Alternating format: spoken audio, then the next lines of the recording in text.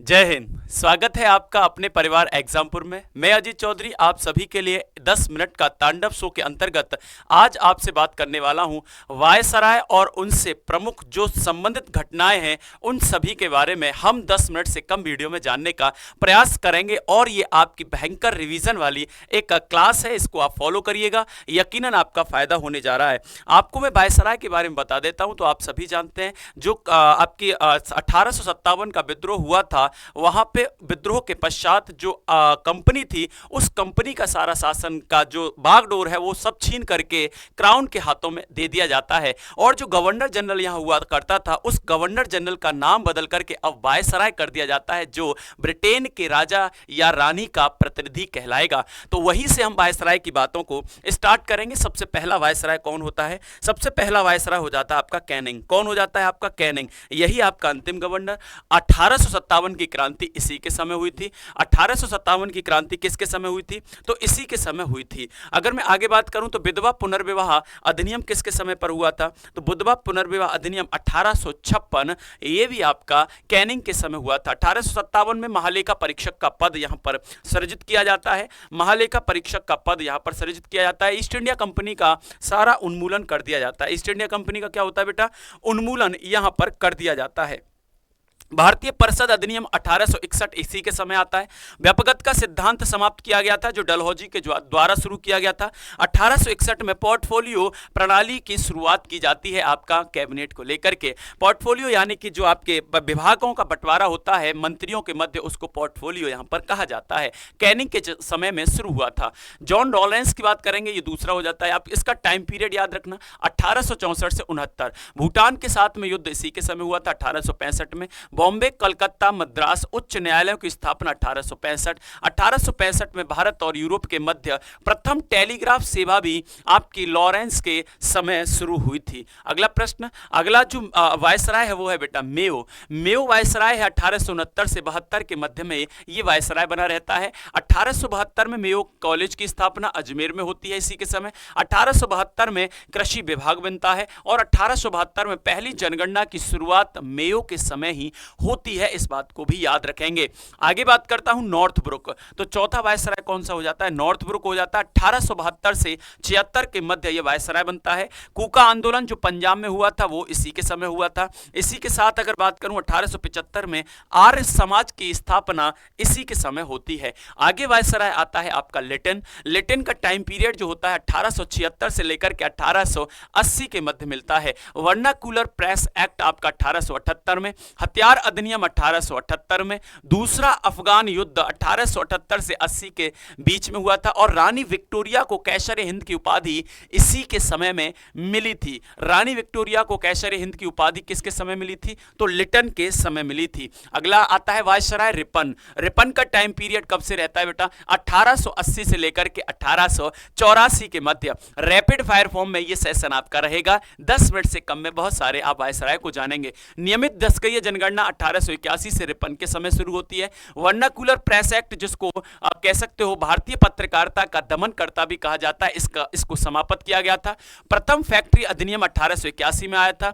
स्थानीय स्वशासन का संकल्प 1882 में रिपन को ही जाता है और रिपन को स्थानीय स्वशासन का जनक भी यहां पर कहा जाता है। एल्बर्ट बिल विवाद भी 1883-84 में रिपन के समय हुआ था और इसी विवाद के चलते रिपन ने इस्तीफा भी दिया था। श्वेत विद्रोह इसी के समय हुआ है। हंटर आयोग 1882 में शिक्षा से संबंधित है, रिपन के समय आया था। आगे बात करता हूं डफरिन की। डफरिन आपका 1884 से 1888 तक यहां पर वायसराय बनकर के रहता है। तीसरा बार बर्मा युद्ध 1885-86 डफरिन के समय हुआ था। भारतीय राष्ट्रीय कांग्रेस की स्थापना 1885 में डफरिन के समय पर हुई थी। आगे आता है भैया 8वां, तो लैंसडाउन हो जाएगा। 1888 से लेकर के 1894 तक लैंसडाउन रहता है। इसकी बात करूंगा। दूसरा फैक्ट्री अधिनियम आपका 1891 में इसी के समय आता है। भारतीय परिषद अधिनियम 1892 इसी के समय आता है। डूरंड आयोग जो आपके अफगानिस्तान और भारत के मध्य में जो सीमा रेखा का निर्धारण हुआ था 1893 में डूरंड आयोग के द्वारा हुआ था, जो लैंसडाउन के समय बना था। कर्जन की बात करेंगे 1899 से लेकर के 1805 तक ये भारत का वायसराय बनता है। भारतीय टंकन और पत्र अधिनियम 1899 में कर्जन के समय आया था। सिंचाई आयोग 1901 में करजन के समय। पुलिस आयोग 1902 में बना था। विश्वविद्यालय आयोग 1902 में बना था। इसकी अध्यक्षता अगर समिति की बात करोगे तो रेले ने की थी। इसी के आधार पर भारतीय विश्वविद्यालय अधिनियम बेटा 1904 बना था। पुरातत्व विभाग अधिनियम 1904 में आया था। बंगाल का विभाजन 1905 में करजन के द्वारा किया गया था। आगे बात करेंगे तो मिंटो द्वितीय आ जाता है। कौन बेटा? मिंटो द्वितीय आ जाता है 1905 से लेकर के 1910 के मध्य में। स्वदेशी आंदोलन इसी के समय चलता है। आपका मुस्लिम लीग की स्थापना 1906 में सलीम उल्लाह खान और आगा खां के द्वारा ढाका में इसी के समय की जाती है। कांग्रेस का सूरत विभाजन आपका मिंटो के समय होता है और मार्ले मिंटो सुधार 1909 इसी के समय आता है और मिंटो को भारत में सांप्रदायिक निर्वाचन का जनक माना जाता है। आगे बात करेंगे, हार्डिंग द्वितीय आ जाएगा। कौन आएगा बेटा? हार्डिंग द्वितीय। हार्डिंग द्वितीय 1910 से लेकर के 1916 तक रहता है। बंगाल के विभाजन का उन्मूलन 1911 में होता है, यानी कि बंगाल के विभाजन को रद्द किया गया था। राजधानी दिल्ली में स्थानांतरित की गई थी कलकत्ता से। प्रथम विश्व युद्ध 1914-1918 तक इसी के समय पर होता है, शुरू होता है। हिंदू महासभा की स्थापना 1915 हार्डिंग द्वितीय के समय ही होती है। चैम्सफोर्ड आता है 1916 से लेकर के 1921 के मध्य। लखनऊ समझौता 1916 में। चंपारण सत्याग्रह 1917 में। मॉन्टेग्यू की अगस्त घोषणा 1917 में। भारत सरकार अधिनियम 1919, जिसको क्या कहा जाता है बेटा? इसको आपको मॉन्टेग्यू चैम्सफोर्ड सुधार के नाम से जाना जाता है। रॉलेट एक्ट कब आया? 1919 में आया। जलियांवाला बाग नरसंहार 1919 में चैम्सफोर्ड के समय। असहयोग और खिलाफत आंदोलन ये भी आपके चैम्सफोर्ड के समय ही हुए थे। आगे आता है बेटा रीडिंग का समय पीरियड है आपका, टाइम पीरियड है, यानी कि आपका 1921 से लेकर के 1926 तक।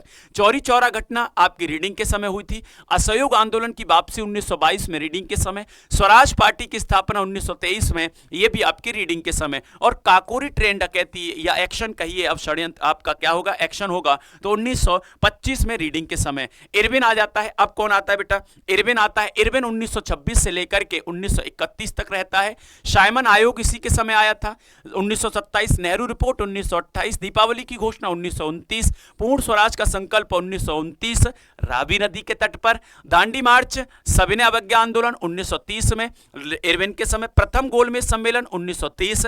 गांधी इरविन समझौता 1931 में होता है। आगे आता है विलिंगटन में सांप्रदायिक पंचायत की शुरुआत करवाई थी, यानी किसी के समय हुई थी 1932 में। 1932 में दूसरा और तीसरा गोलमेज सम्मेलन 1932 में हुआ था। पूना समझौता आपका 1932 में। भारत सरकार अधिनियम 1935 में इसी के समय आया था।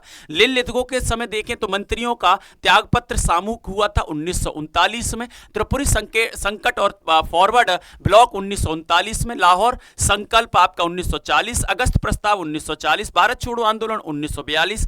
Cripps mission 1942। भारत छोड़ो आंदोलन आपका 1942 में इसी के समय पर, यानी कि लिथगो के समय हुआ था। बेवेल की बात करेंगे तो बेवेल 1944 से 47 तक। बेवेल योजना, शिमला समझौता 1942। CR formula 1944। Cabinet mission 1946।